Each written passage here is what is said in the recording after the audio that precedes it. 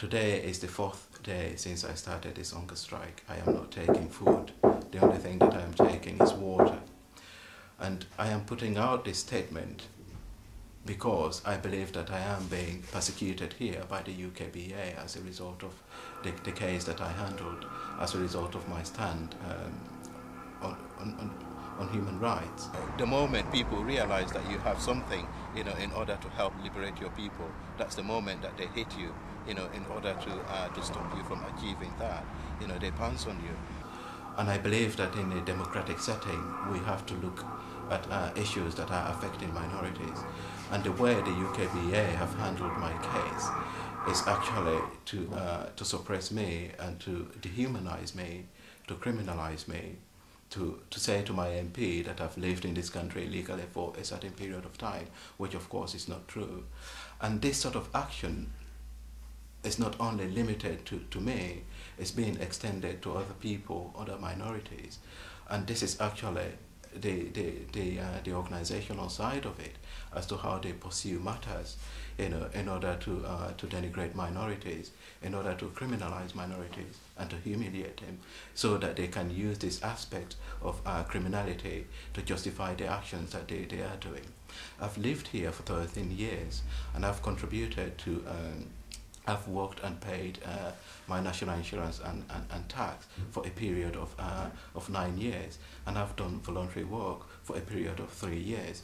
So if they want to criminalize me, they have to prove that I've lived here illegally and I've committed a crime which warrants my removal.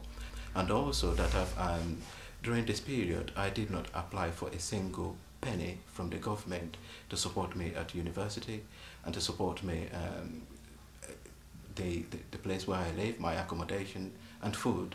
I've not applied for any penny from the government. So basically I've looked after myself during this period. So why is it that they are persecuting me? And you can actually look at the vans there that they put people in. Those are the vans at the back. They are the ones they actually put people in to send them to detention. And this sort of criminalizing people is basically an aspect that we have seen throughout history. That the fact that in order for institutions to carry out that their dehumanizing act is to criminalize people, so that people outside of that institution can look at minorities as criminals. I am being persecuted here, and I've taken this action in order to prove the UKBA wrong, and in order to expose a system that is very corrupt and very irresponsible in a way that the way they are dealing with people, they totally ignore their human rights. They totally ignore the fact that they have rights as people who have lived in this country and who have contributed enormously to the socio-economic development of this country. So I believe that I am being persecuted here for these reasons. I will continue with this hunger strike as far as it is required, and I will do so until the UKBA respond to the issues that I've raised, and until they look back at the fact that they've made a series of mistakes here on my case, and I cannot relent. I will continue doing this until this case is being reviewed by the UKBA. That this decision was taken entirely by my own. It was taken entirely by myself and not through the influence of any organization or any individual. Well, this message is, I believe that this message has already been passed on to the UKBA as to the fact that I am on hunger strike, and I believe that they are now aware of it. I have got various community organizations behind me, and also I've got national organizations, and like RAPA, which is the Manchester-based human rights organization, and also I am a member of the National Union of Journalists, the NUJ, and I believe that this message of me being on hunger strike has been passed on to the union, and I can only hope that the union will support me throughout this period.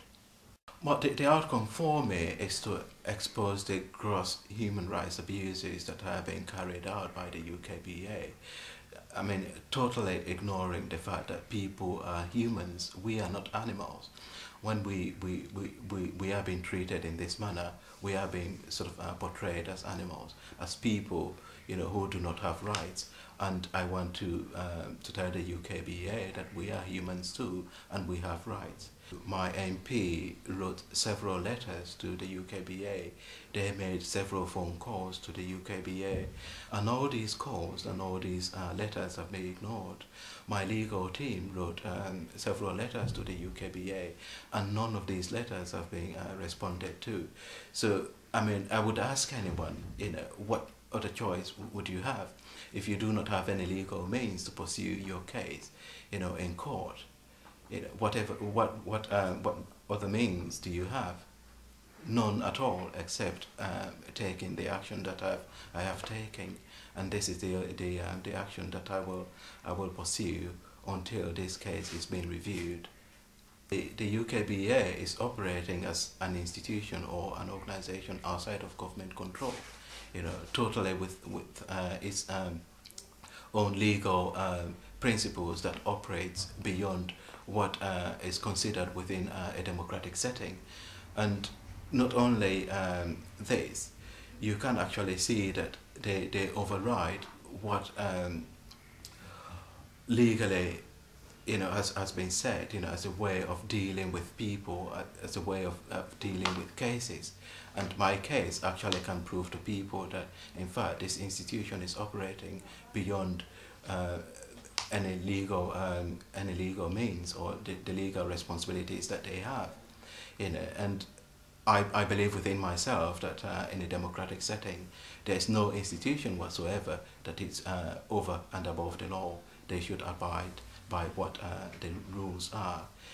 For example, if I have committed any immigration offense in this country, then of course they have the the right to remove me from this country. Or if I have committed any crime that is considered too serious, that warrants my removal from this country, then I will appreciate that myself. But if you look back at my case, this is not the point here. I am being pursued by an institution that believes that it is over and above the law, and this is what I want to prove to the UK, that the UKBA, that they are not over and above the law.